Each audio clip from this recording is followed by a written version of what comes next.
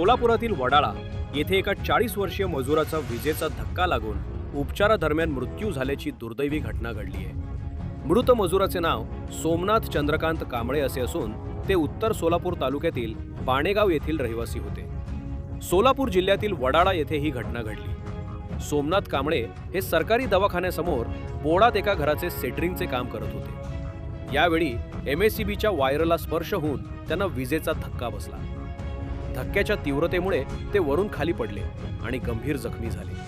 त्यांना तातडीने जवळच्या सरकारी दवाखान्यात वडाळा येथे दाखल करण्यात आले, मात्र त्यांची प्रकृती गंभीर असल्याने पुढील उपचारासाठी सोलापूर येथील श्री छत्रपती शिवाजी महाराज सर्वोपचार रुग्णालयात हलवण्यात आले। उपचारापूर्वीच त्यांचा मृत्यू झाल्याचे डॉक्टरांनी घोषित केले। सोमनाथ चंद्रकांत कांबळे यांच्या पश्चात आई, भाऊ, बहीण, पत्नी व एक मुलगा असा परिवार आहे।